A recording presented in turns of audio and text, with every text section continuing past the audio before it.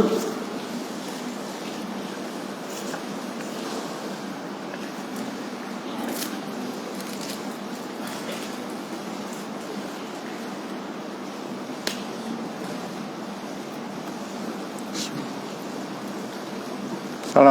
warahmatullahi wabarakatuh.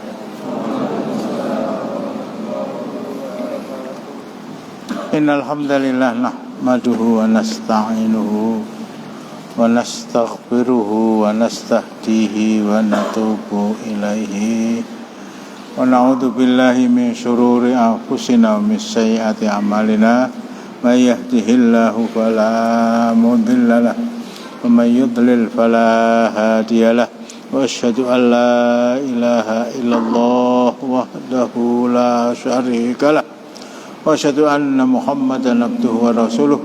Ya ayyuhalladzina amanu taqullaha haqqa tuqatih wa la tamutunna illa wa antum muslimun. Ya ayyuhan nasu taqu rabbakumul ladzi khalaqakum min nafsin wahidah wa khalaqa minha zawjaha wa batha minhuma rijalan katsiran wa nisaa. Wattaqullaha alladzi tasaaluna bihi wal arham innallaha kana 'alaikum raqiba.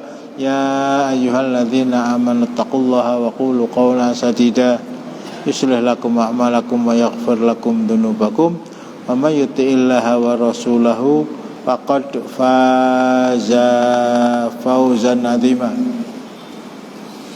Amma ba'du fa inna astaqal hadithi kitabullah wa khairal hadi hadyu Muhammadin sallallahu alaihi wasallam wa syarrul umuri muhdatsatuha wa kullu muhdatsatin bid'ah wa kullu bid'atin dhalalah wa kullu dhalalatin finnar.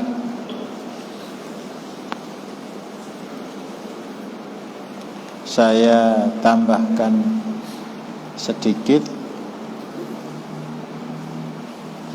persoalan yang judulnya naqlul mayyiti ba'da tafni,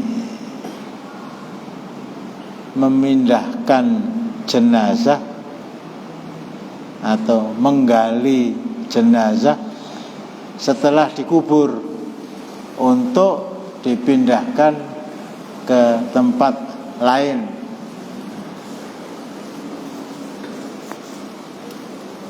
Beberapa hari menjelang Hari Pahlawan tanggal 10 November saya mendengar berita ada usulan supaya jenazah Profesor Dr. Suharso yang dikubur di tempat kelahiran beliau di Boyolali, ada yang usulkan mbok dipindah ke makam pahlawan. Memang beliau makam pahlawan, beliau seorang pahlawan nasional ya. Ada yang mengusulkan begitu. Kenapa? Alasannya ya alasannya karena ini pahlawannya biar bertempat di satu tempat dengan pahlawan yang lain.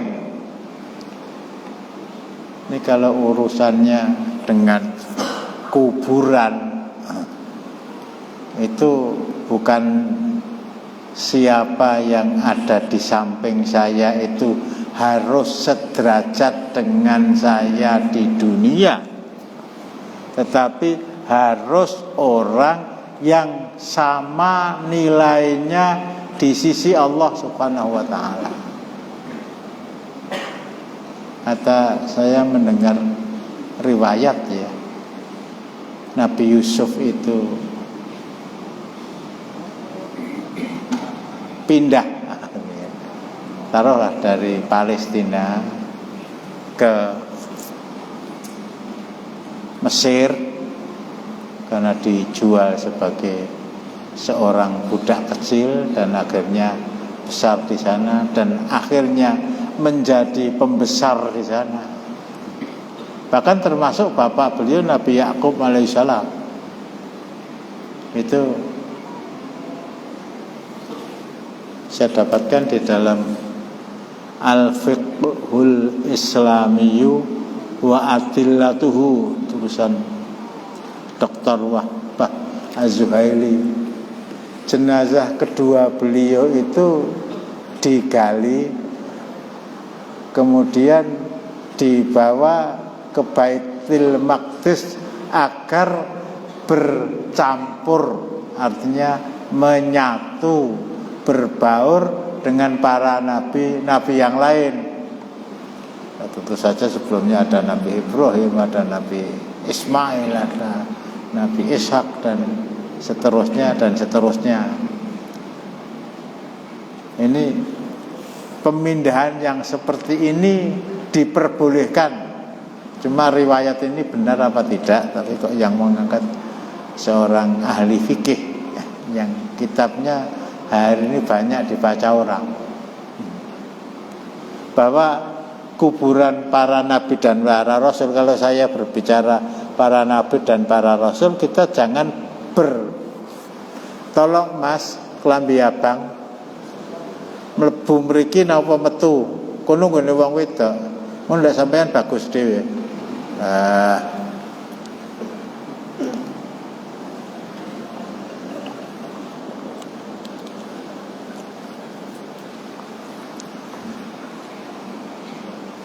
Ketika Rasulullah sallallahu alaihi wasallam di Isra Mi'rajkan, dibawa Jibril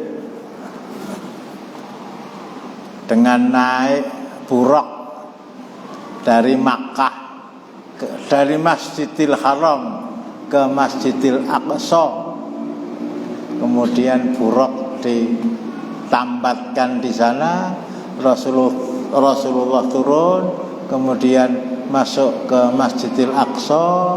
Di sana sudah menunggu ratusan jamaah yang siap untuk makmum kepada beliau. Beliau masuk Waalaikumsalam, oleh Jibril dipersilakan untuk menjadi imam. Kemudian Rasulullah menjadi imam, kemudian sholat, kemudian selesai, kemudian diajak Jibril untuk keluar. Atadri manhum ya Rasulullah, tahukah engkau siapa makmum engkau Rasulullah yang tadi kamu sholat dan kamu imaminya? Isra Mi'raj untuk menerima perintah sholat. Jadi Rasulullah belum melaksanakan sholat seperti sholat yang kita lakukan zuhur, asar, maghrib, isya dan Rasul enggak tahu. Itu para nabi dan para rasul. Waalaikumsalam. Itu para nabi dan para rasul. Kalau yang tercantum namanya di dalam Al-Quran, disebut namanya oleh Allah Subhanahu wa ta'ala di dalam Al-Quran memang 25 sejak Nabi Adam sampai Nabi Muhammad sallallahu alaihi wasallam. Tetapi yang tidak disebut, para ulama mengatakan bukan hanya 25, ratusan, bukan ratusan, ribuan. Lah itulah mereka yang makmum di belakang Rasulullah ketika beliau diisrakan dari Masjidil Haram ke Masjidil Aqsa untuk kemudian naik ke Sidratul Muntaha. Ini Nabi Yakub. Tetapi memindah jenazah hanya sebatas bahwa karena dia pahlawan dan harus atau setidak-tidaknya seyogianya dimakamkan di tempat yang selevel dengan pahlawan, kita juga harus ngaji. Tidak ada sebuah kuburan yang dikubur di sana dua orang manusia yang berbeda agamanya. harus ada pekuburan muslim. Dari sana, ya tadi saya sampaikan ada usulan, dan usulan tadi memang belum dilaksanakan, tetapi saya yakin keluarga beliau akan lebih merasa nyaman apabila jenazah Allah yarham itu dikuburkan di sebuah tempat di mana orang-orang yang wafat di sana betul-betul satu akidah, satu agama, satu la ilaha illallah, satu Muhammadur Rasulullah. Tadi pagi saya diberi kesempatan Allah Subhanahu wa taala ke Magetan mengisi pengajian di sana. Nah, tempat itu merupakan tempat yang dipakai pengajian. Itu tempat yang satu komplek dengan kuburan Gubernur Jawa Timur yang pertama yang dibunuh Belanda. Ada yang tahu? Oh, enggak cinta pahlawan ya. Pahlawan yang kuburannya kalau kita pergi dari Solo ke Ngawi lewat jalan, bukan jalan tol, itu di sebelah kanan jalan. Ora maca ngantuk. Pahlawan Suryo, pahlawan. Yang ditulis itu tempat pemakaman pahlawan nasional. Tapi tidak harus dipindah ke makam pahlawan Surabaya. Bagaimana memindahkan jenazah menurut syariat Islam begitu.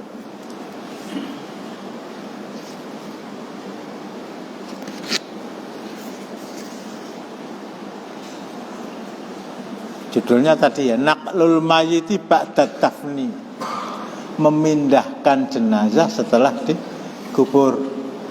Pendapat yang arjah, pendapat yang lebih kuat, yuhramu nabsuhu ba'da tafni illa lidoruratin. Haram hukumnya memindah jenazah yang sudah dikubur di suatu tempat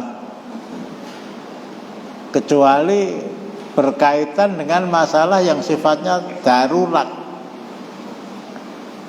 Yang sifatnya darurat itu disebutkan di sini bila ghuslin. Kelihatannya sangat remeh, tetapi ini kaitannya sangat erat dengan kewajiban seorang muslim meskipun hukumnya fardhu kifayah di dalam mengurusi jenazah. Ternyata jenazah tadi dikubur tanpa dimandikan sebelumnya, tapi dimandikan terlebih dahulu. Jadi terus dikafan, terus dikubur, kemudian belum dimandikan. Kecuali di tempat tersebut tidak ada air. Saya malam Sabtu kemarin mengangkat di daerah Wonosari ya. Kalau sudah namanya kemarau panjang, air yang dibutuhkan oleh orang hidup itu lebih dikedepankan daripada air untuk kebutuhan orang mati. Air yang dibutuhkan untuk minum, untuk masak, untuk ternak itu lebih diutamakan daripada air untuk wudhu. Orang diperbolehkan tayamum itu tidak harus berarti betul-betul tidak ada air sama sekali. Ada air tapi untuk minum. Ada air untuk kebutuhan ternak. Hingga wudhu diganti dengan tayamum. Bahkan mandi janabah digantikan dengan tayamum. Famsahu biwujuhikum ba'ai diyakum minhu. basuhlah wajahmu, tangan ditempelkan ke tanah, dan tangan kamu, pendapat yang paling saya pahami ya ini saja, meskipun ada yang selesai. Itu orang wudu, itu orang janabah, itu mayat.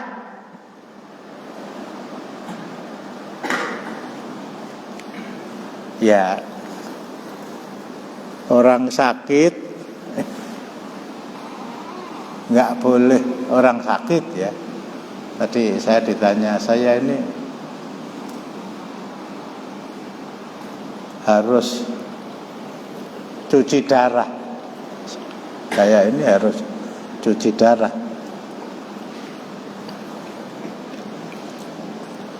Sepekan 2 kali memakan waktu sekitar 4-5 jam. Ya, pertanyaannya, kalau jam 2 dimulai, jam 3, jam 4, jam 5, jam 6 sholat zuhur sudah selesai. Sholat asar harus saya kerjakan ketika saya sedang terbaring di tempat tidur. Maghrib nanti bisa dikerjakan. Nah, sholat asar saya bagaimana? Bagaimana kalau saya jamak takdim? Jadi sebelum dicuci darah, sholat zuhur dulu 4 rakaat, kemudian sholat asar 4 rakaat. Sholat jamak itu hanya diperbolehkan ketika mator, maghrib dan isya, zuhur dan asar. Itu pun diperselisihkan kalau zuhur dan asar karena waktunya panjang. Kemudian ketika safar. Jadi tidak ada jamak untuk mereka yang sedang cuci darah. Lagi mana kita kerjakan sholat dengan berbaring. Nggak bisa berdiri duduk, nggak bisa duduk berbaring. Oh iya. Nah, terus kalau saya batal, apa saya boleh tayamum? Kalau ada air dan Anda tidak diperintahkan dokter untuk menjauhi air, mengapa tayamum? Lah wudhunya pripun? Nah, di sini bahasa diwudoni itu syar'i. Mudeng. Bahasa diwudoni itu syar'i. Ya. Wallahu alam, mungkin yang dikerjakan yang faksilu wujuhakum wa aydiyakum tadi, rukun wudunya saja. Seorang anak yang menunggui bapak atau ibu tadi, istrinya saya ingatkan ini, ibu harus melipat gandakan kesabaran. Ini yang ibu urusi ini dudu sanak, dudu katang, tetapi harus ibu lebih utamakan daripada orang tua, daripada ibu dan bapak. Karena Anda telah diserahkan oleh bapak dan ibu kepada laki-laki yang hari ini diuji oleh Allah dengan harus cuci darah tadi, dengan memberikan mas kawin waktu nikah. Nah, pripun? Mungkin Anda ambil sapu tangan terlalu tipis ya, serbet, nih serbet resik lo ya, terus diambil usapkan ke wajah. Bapak niat wudu ya, usapkan ke wajah, usapkan ke lengan kanan, lengan kiri, kemudian tangan ibu masuk ke air, ditempelkan ke dahi, ditarik belakang, kemudian kaki. Itu maaf ya, bukan hanya karena dia tidak bisa wudu kemudian minta tolong kepada orang lain diwudoni. seudone. Seorang, kalau dalam kitab fikih ya, seorang tuan yang mempunyai budak, dia bisa wudhu tapi bisa menyuruh budaknya, aku wudhono lo.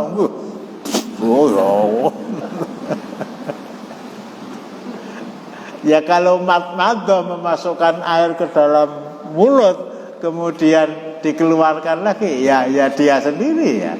Kemudian seperti yang saya sampaikan tadi, ini kaitannya dengan wudu, dengan mandi, dan jenazah itu harus dimandikan.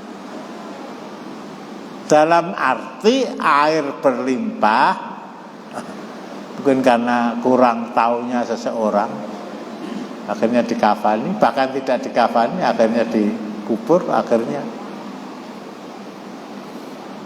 kalau diketahui secara pasti bahwa yang bersangkutan belum dimandikan, digali lagi,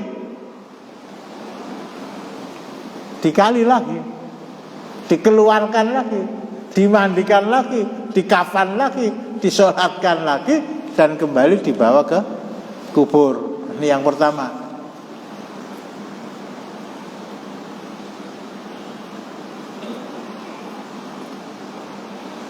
Ada yang ganjel, semuanya akan mengalami, semuanya akan bertemu dengan persoalan ini. Nggak ada ya? Apa enggak? Iya. Kalau jenazahnya itu dikuburkan di tempat pemakaman umum yang bercampur, termasuk baru. Kalau jenazah itu Bercampur dengan orang-orang kafir. Bukan di pemakaman muslim. Iya. Yang boleh dipindahkan. Nanti saya uraikan ya. Selain itu nggak ada. Kalau ada yang kata Bagas, Nabi itu pernah jamak antara dadakan hujan bukan karena sakit atau apa gimana? Maksudnya tadi kalau datang lagi kemudian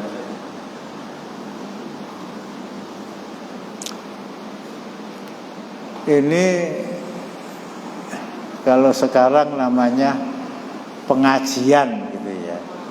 Pengajian itu dilaksanakan kira-kira pukul 5 sore, padahal pukul 5.43 sudah masuk maghrib. Pengajian itu belum selesai, pada hal waktu maghribnya sudah datang. Nah, beberapa orang ya mengingatkan ya, sholah. Maksudnya pengajian diberhentikan dulu, kemudian dilaksanakan sholat maghrib, kemudian dilanjutkan lagi. Kata Abdullah bin Abbas radhiyallahu anhu, teruskan. Ini setelah Rasulullah wafat, teruskan. Bahkan kalau tidak keliru Abu Hurairah, ngapa?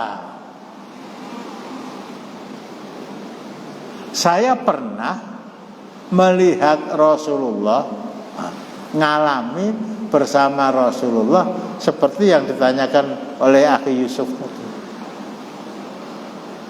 Tidak ada hujan, tidak ada safar, tetapi beliau menjamak maghrib dengan isya. Tapi wallahu alam ya, nadirun jiddan, very seldom, kata orang Inggris, sangat jarang. Dan riwayat itu ya hanya sekali itu ya. Apa alasannya? Ya untuk meringankan kepada umat. Di Solo itu ada kelompok pengajian mudeng.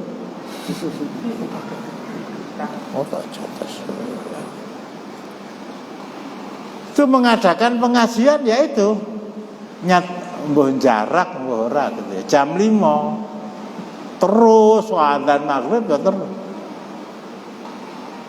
Nanti sampai isya dijamak maghrib tadi dengan isya jamak takhir.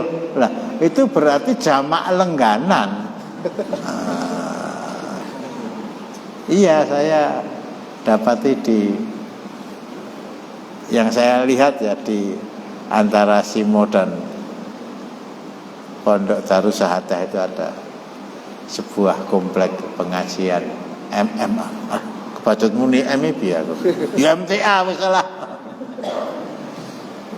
Itu begitu.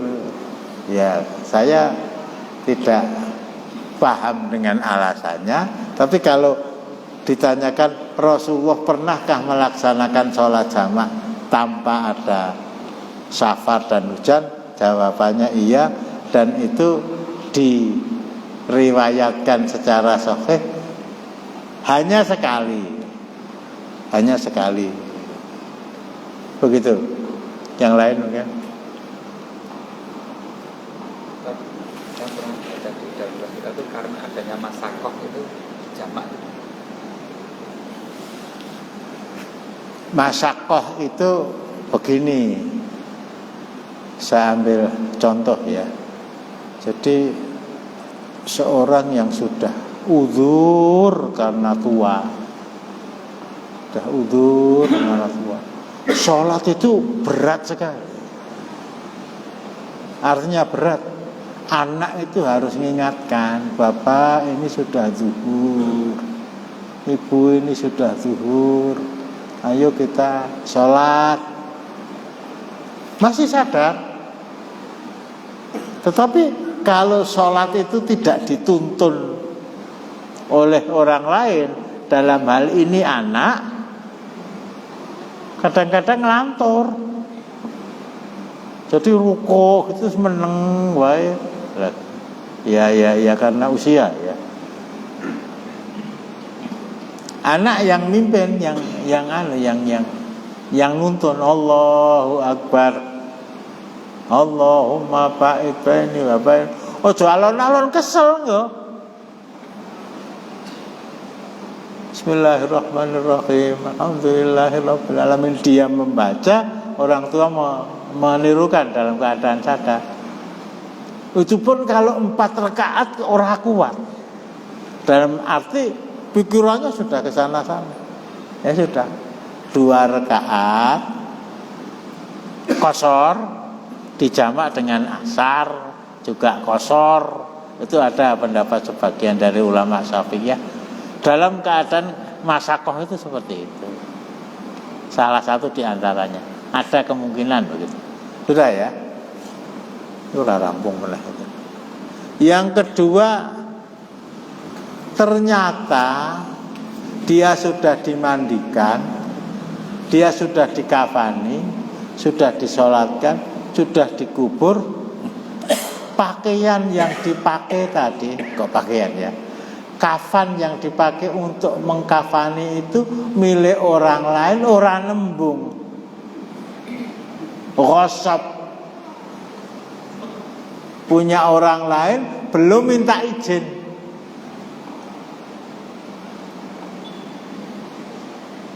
Ini ada cerita. Tetangga saya di Kartosuro sana itu meninggal.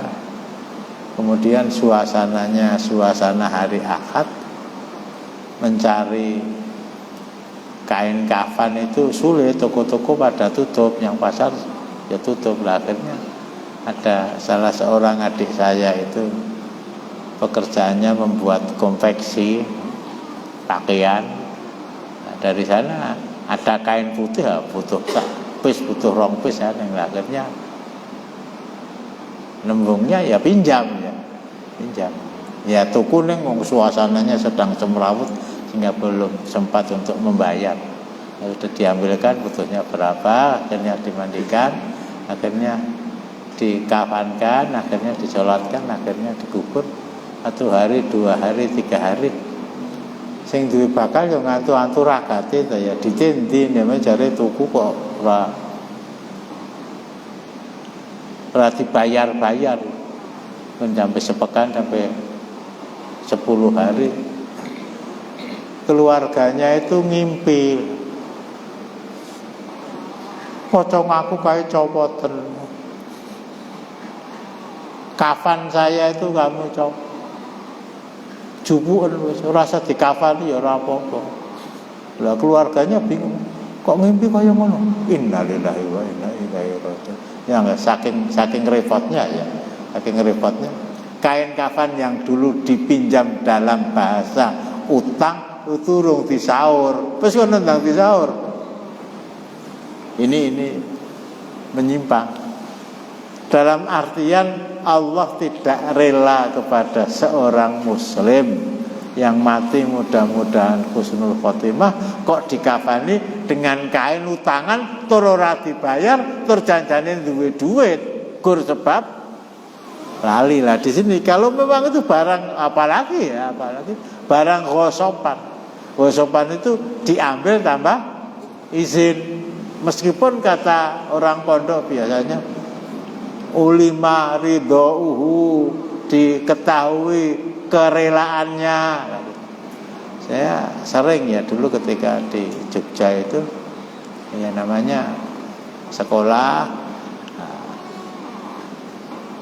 bukan kos ya, di nyewa kamar kemudian ya ngeliwet dhewe lah gitu. Itu ndelok cah-cah UMS do sekolahku kok penake ra karuan, madang jajan turu jajan.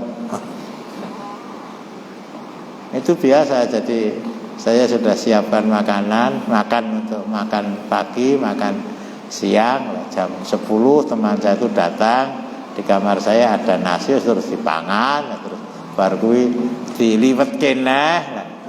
Saya pulang loh. Mau wis tak lo minggu madang kok iki isih utuh. Ini teman mesti datang makan. Itu ulima ridho'u, dia yakin meskipun dia tidak nembung saya, dia yakin bahwa saya rela dengan perbuatannya. Itu bahasa bakunya orang pondok itu. Apa ora? Ulima ridho'u. Meskipun begitu di apa namanya, digali lagi dan diganti dengan kain kafan yang halal. Yang ketiga,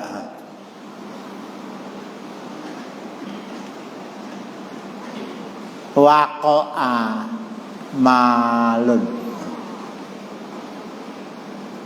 Ternyata setelah dikubur itu ada sesuatu yang ikut tertanam di dalam kuburan dia. Nah, mungkin kalau sekarang orang sudah selesai menguburkan jenazah, loh, jam tanganku mau dia sak ceki urip ora tau duwe jam. Arloji saya tadi di mana? Astagfirullahaladzim. Ternyata ikut masuk ke dalam kuburan, padahal ini Rolex. Regane berapa? Kalau punya Hidayat Nur Waqid itu 80 berapa gitu. Silakan digali.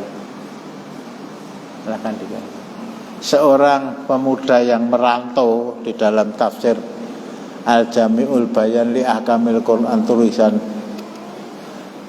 Abu Abdullah Al-Qurtubi yang sering saya katakan 22 jilid setebal mushaf Al-Quran kita ini, menerangkan seorang pemuda yang merantau,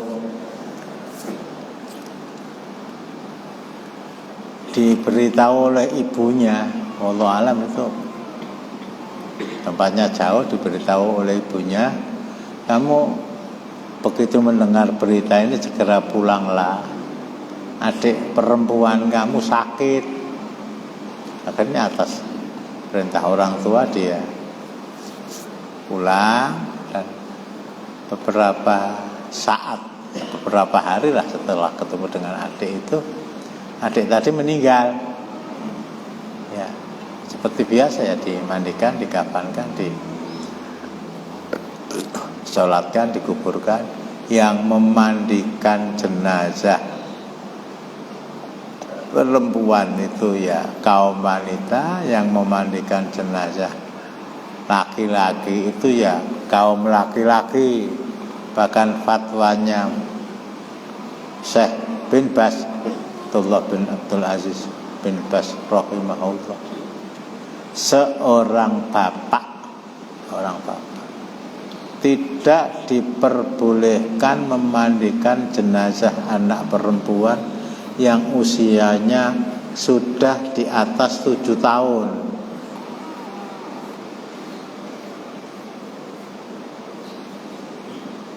Fatwa beliau, seorang ibu tidak diperbolehkan memandikan jenazah anak laki-lakinya yang usianya sudah 7 tahun.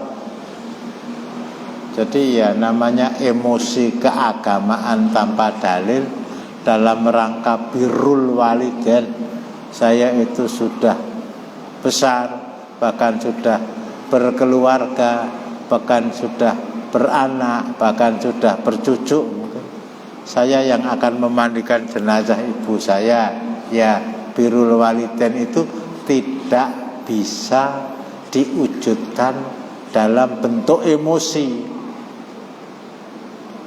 Jadi kalau kaitannya dengan hari pahlawan itu terus kemudian orang ziarah ke makam pahlawan, apa karena itu makam pahlawan terus sepatunya orang dicopot? Ini sebetulnya tugas para ulama itu banyak sekali. Ini peringatan hari, maunya hari koperasi, ini peringatan hari kesehatan, ziarah ke kubur dokter siapa, ini hari koperasi, ziarah ke kubur bapak koperasi siapa? Lihat, salah. Aduh. Ini bangsa Indonesia bukan dah? Muhammad siapa tadi yang jawab? Wah, itu yang nanya tadi sekarang jawab itu. Muhammad Hatta ya. Kalau ingin tahu lah itu, antum sempatkan ke SMP Batik itu, ke SMP Batik di Purwosari itu. Dan di sana ada apa namanya, tulisan yang dibuat dari marmer itu apa? Prasasti diresmikan oleh Bapak Koperasi Indonesia Dr. Andes Muhammad Hatta. Hari koperasi ziarah ke makamnya Bung Hatta, nanti terus tabur bunga, bahkan sampai ada tabur bunga ke laut untuk para pahlawan yang meninggal di dasar samudra. Jelas Islam tidak mengajarkan seperti itu, bawa bunga dan seterusnya. Mbok kiai iki, oh ya Allah, aja tiru-tiru kiai selamat. Coba itu kalau MUI memberikan fatwa tentang itu sak kecap, paling tidak orang akan perkewuh, orang akan tahu, orang akan sadar. Dan ini pencerahan, mencerahkan orang yang melu muktamar iki Mas, memajukan, aduh banter kleru. Temanya tuh memajukan, walah. Tema Muktamar Muhammadiyah kemarin itu memajukan Indonesia, mencerahkan.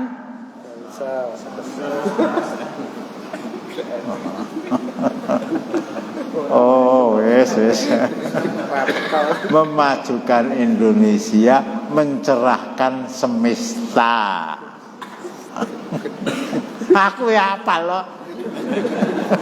Penggembira, Pak. Hah? Cuman penggembira. Loh justru penggembira mending maca itu. Masa penggembira ngantuk pada pengajian.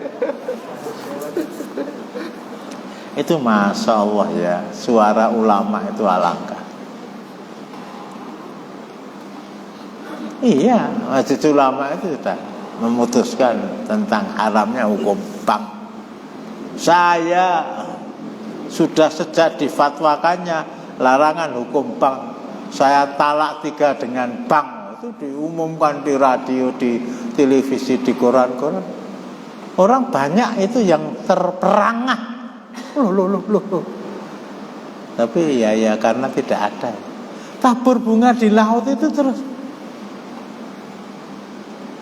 Ya, tapi sekali lagi karena tidak ada yang mengingatkan, ya, tidak ada yang mengingatkan. Kembali kepada persoalan tadi, si adik meninggal, kemudian ya dimandikan, dikafakan, dikuburkan. Yang memandikan jenazah wanita ya kaum wanita, yang memandikan jenazah laki-laki ya kaum laki-laki. Tetapi yang memasukkan jenazah kaum wanita ke kubur itu bukan wanita. Siapa? Orang yang paling dekat hubungan darahnya dengan yang bersangkutan. Dalam hal ini kakak tadi, dia ikut turun di lahat menerima jenazah dari atas, kemudian diposisikan berbaring menghadap ke kiblat dan seterusnya, akhirnya dikubur, akhirnya selesai, akhirnya pulang, akhirnya loh, kalau sekarang dompet ya, kalau dulu namanya kis, kantong berisi uang. Loh, dompet saya di mana ya? Cari kamar, di almari, nggak ketemu. Oh, masya Allah. Tadi ketika saya masuk ke liang lahat, bukan masuk ke kubur ya, masuk ke liang lahat untuk memposisikan jenazah adik saya dalam posisi sesuai dengan ajaran Islam, qaf ya sin, dompet saya, kantong yang saya pergunakan untuk menaruh uang, dan uang itu bukan uang kertas tetapi 2 logam yang namanya dinar, itu terbuat dari emas, yang namanya dirham terbuat dari, oh iya, kira-kira terjatuh di sana. Terjatuh di sana. Ya, bismillah. Didatangi, ini kisahnya Imam Al-Qurtubi loh ya. Saya cuma membaca dan menyampaikan. Akhirnya dia gali lagi duit ya. Dan orang mati itu tidak bisa ngantuk. Nek orang hidup bisa ngantuk. Baru beberapa galian, innalillahi wa inna ilaihi raji'un, dari dalam kubur itu keluar asap dari bara api yang ada di dalam.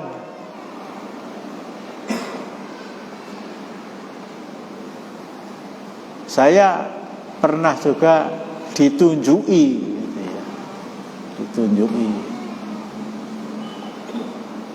gambar kubur, lah saksinya mana Pak Istam, ingat ya, kubur yang baru beberapa jam, jenazah yang baru beberapa jam dikubur, itu dikali lagi, kemudian jenazah itu sudah tidak berwujud jenazah. Suatu ketika dan tidak harus pasti Allah ingin menunjukkan kepada kita siksa kubur itu ada. Siksa kubur itu ada. Itu di Jakarta ya. Saya nggak lupa, tapi memang itu siksa kubur itu ada. Apa? Gimana? Persiapan Pekerja bank. Pekerja di bank. Oh, itu Jakarta itu bukan itu sebelum itu, tapi ada bahkan lebih baru itu Pak ya, pekerja bank itu.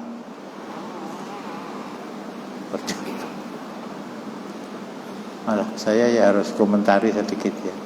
Tidak ada barang haram yang dosanya mengalahkan dosa uang dari bunga bank. Iya. Dirhamun riba ya'kuluhur rajulu wa huwa ya'lamu asaddu min sittin wa thalathina zaniatan. Hadis itu bisa dicari di dalam Minhajul Muslim Sahih.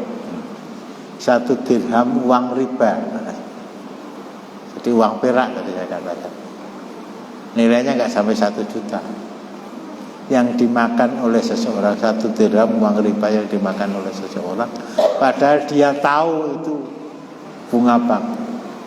Dosanya mengalahkan orang berzina 36 kali, mengalahkan mencuri. Orang berzina sekali saja deral 100 kali kalau dia masih lajang, atau bahkan dirajam kalau dia sudah berumah tangga 36 kali.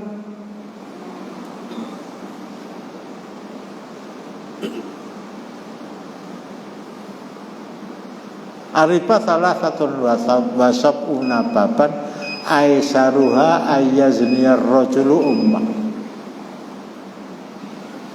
Riba itu mempunyai 73 tingkatan, 73 kelas. Kalau tinju ada kelas berat, ada kelas ringan berat, ada kelas water, ada kelas bantam, ada apa ya? Itu 73. Riba yang paling ringan, seorang laki-laki menzinai ibu kandungnya sendiri.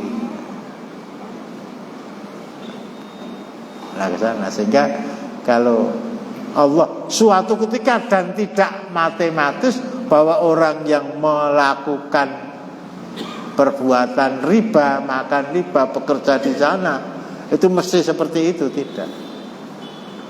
Tapi suatu ketika Allah akan tampakkan tadi. Lakunya cepat-cepat ditutup itu ya, cepat-cepat itu lari kepada ibunya dan menanyakan, apa yang dikerjakan adik saya waktu di dunia. Sudah, jangan bicarakan keadaan orang yang mati. Enggak, tadi diterangkan ya, dompet saya ikut masuk kuburan, kemudian saya gali, baru beberapa kali saya menggali, saya lihat ada api keluar dari kuburan. Saya agak lupa, tapi yang saya ingat itu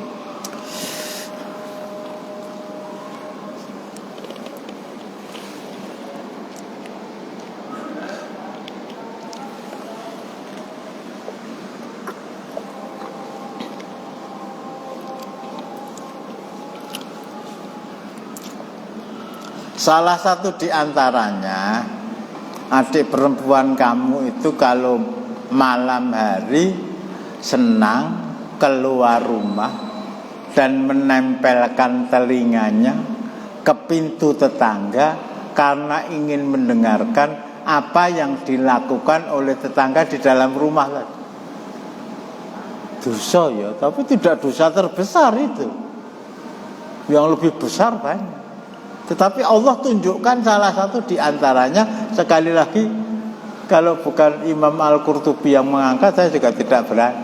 Tetapi dari apa yang saya sampaikan, dari apa yang terjadi di Masjid An-Nur Mojosongo, yang terjadi pada karyawan bank yang dikubur, ternyata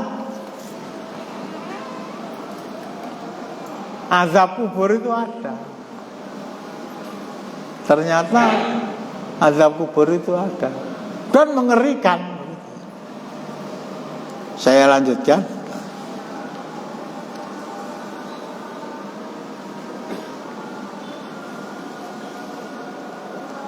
Dikubur di tepi laut. Di tepi laut. Dikhawatirkan akan terjadi erosi, terjadi gelombang, sehingga akhirnya kuburan tadi terlepas dari tanah yang mengubur, bentuknya menampakkan yang bersangkutan di depan orang banyak. Untuk menghindari itu, bolehlah jenazah tadi dipindahkan ke tempat yang lain. Kemudian yang terakhir, dikhawatirkan. Kalau ya karena mungkin menguburnya di tepi hutan, dikhawatirkan binatang tadi akan digali oleh jenazah tadi akan digali oleh binatang buas yang ada di sekitar, mungkin harimau, mungkin singa atau yang lain, akhirnya akan dimakan dan dipakai rebutan seperti mereka berebut pakai. Boleh dipindahkan. Tapi kalau bukan karena itu, hanya karena biar bertempat di sisi pahlawan, agar bertempat di sisi suaminya, nah gitu ya, Rasulullah dikubur, Aisyah yang bertempat tinggal di mana kuburan beliau dikubur, itu pun juga tidak dikubur di sana. Istri-istri beliau tidak ada seorang pun yang dikubur bersama Rasulullah. Sahabat beliau iya Abu Bakar, sahabat beliau Umar, tapi tidak ada. Bahkan kalau mungkin kita kurang percaya, kita ke Baqiatul Gharqad, tanya kepada penjaga, itu tanya kepada mungkin orang yang kita kenal, ya, Ustadz di Jamiah Madinah, gitu. Kita ajak ke pemakaman Baqiatul Gharqad itu. Kuburan Aisyah yang mana? Kuburan Ummu Salamah yang mana? Kuburan Hafsah yang mana? Semuanya dikubur di sana kecuali Khadijah binti Khuwailid. Dan istri beliau yang terakhir, Maimunah bintil Harith Al-Makhzumiyah radhiyallahu. Semuanya dikubur di pakai kuburan Aisyah ya.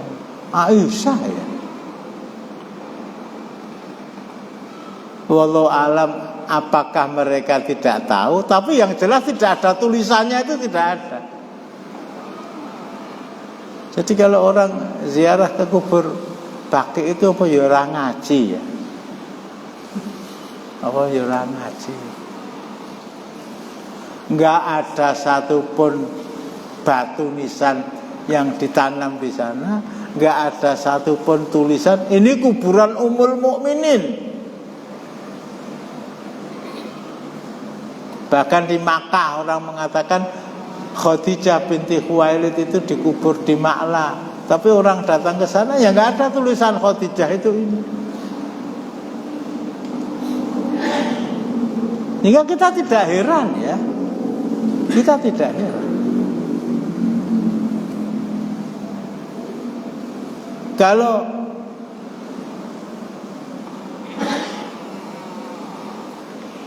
kita mencari di mana kuburan para sahabat, saya baca bukunya Dr. Abdullah Azhar, Allah yarham. sahabat Rasulullah Sallallahu Alaihi Wasallam seperti saya terangkan, jumlahnya di atas 100.000, 114 atau 124.000. Yang kita dapati di Baqi itu cuma 500 orang. Wallahu alam 500 orang itu beliau terima dari mana gitu ya. Mungkin ya dari mereka-mereka yang tahu.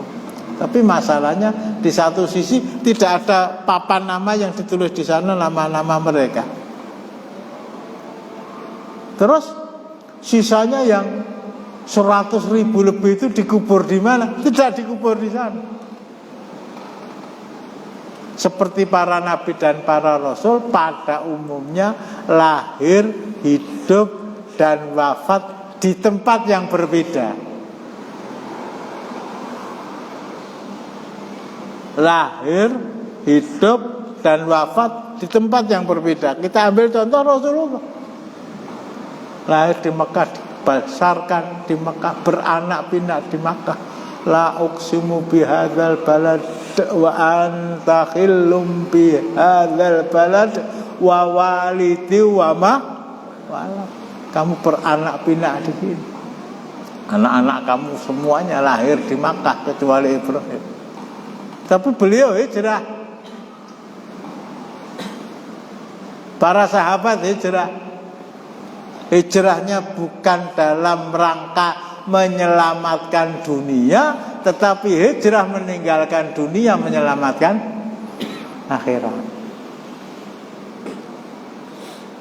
Jadi yang 100.000 lebih itu wafat di tempat tidak di mana mereka dilahirkan, yaitu Mekah, tidak di mana mereka hijrah di Madinah, tetapi di tempat-tempat yang lain. Sampai di sini dulu masih ada sedikit yang akan saya sampaikan, tapi mudah-mudahan cukup 10 atau 20 menit dan kita pindah pada materi yang sebelum saya akhiri.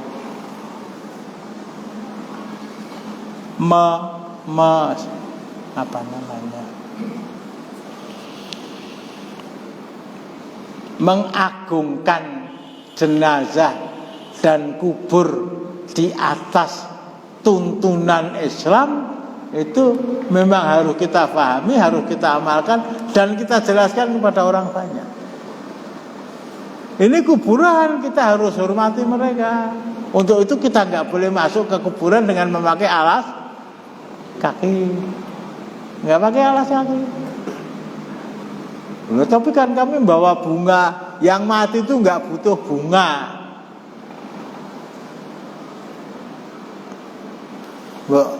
Curi kembang terus kok kursi ditambah meneh, enggak ada. Lepas alas kakinya, jangan duduk di atas kuburan. Ini Masya Allah ya, kalau bapak-bapak kita yang terhormat digelari oleh umat dengan nama kiai, itu bisa menjelaskan, bukan bisa, mau. Kalau mampunya mau menjelaskan persoalan-persoalan kepada umat. Masalah-masalah seperti ini rampung dalam beberapa perkataan saja. Tadi soal ziarah kubur, tadi soal tabur bunga, soal kok terus-terusan dan sifatnya kok setengahnya seremonial. Oh ini hari pahlawan ziarah, oh ini hari angkatan bersenjata ziarah, oh ini hari koperasi, Kementerian Koperasi ziarah, oh ini hari kesehatan, keluarga Kementerian Kesehatan. Kok ya gur ngono tok terus wis. Jadi sebatas formalitas tanpa ada perasaan, saya mudah-mudahan salah ya, ada roh-roh yang membawa suasana hari yang mereka peringati itu untuk menambah ke tingkat yang lebih tinggi dari iman dan takwa seorang muslim. Cukup, nggak ada yang tanya?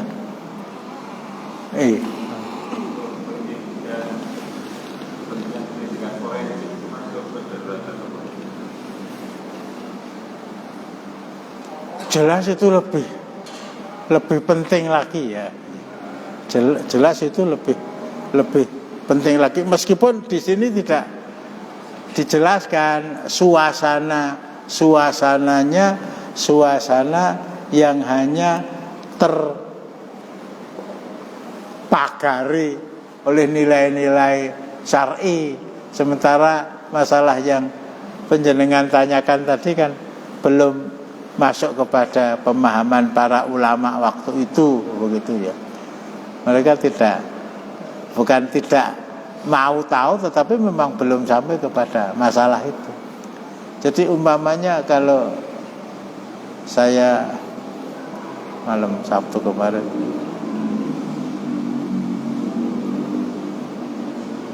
masalah atom, bama ya'mal mithqala dzarratin khairan yarah wa may ya'mal mithqala dzarratin syarran yarah. Dzarrah, orang mengatakan atom, orang.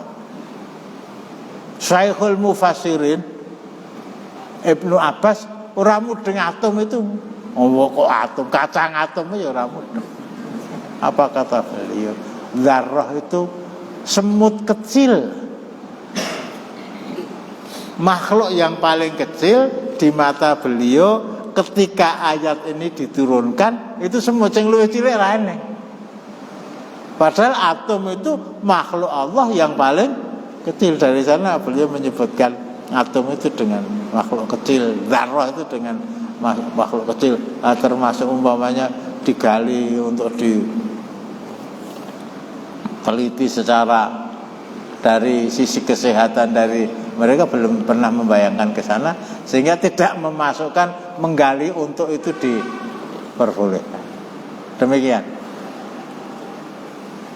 Yang tadi memindahkan jenazah sebelum mengetahui hukumnya di pemakaman umum, apakah sudah termasuk yang diperbolehkan? Mestinya begitu. Cuma situasi dan kondisinya, jadi tempat penguburan keluarga kita itu pun kadang-kadang gampang-gampang susah. Kemudian mau kita pindahkan kemana itu juga gampangnya nggak ada, susahnya yang banyak. Sementara keluarga kita bisa menerima enggak? Bisa menerima enggak? Dalam tafsir Al-Qurtubi itu, orang meninggal itu ngimpeni, aku pindahan kepada keluarga. Apa? Di samping saya itu orang kafir, kalau dia disiksa, Masya Allah, saya nggak bisa mendapatkan ketentraman sama sekali di dalam kuburan. Nah, ke sana kita memindahkan itu dalam arti memang ingin memberikan kedamaian yang lebih nikmat dengan mengumpulkan mereka dengan orang-orang yang satu akidah dan satu syariah. Nah, cuma masalahnya apa keluarga kita bisa menerima yang seperti itu? Begitu ya. Kita akhiri dengan doa kafarah majelis. Subhanallah. Assalamualaikum warahmatullahi wabarakatuh.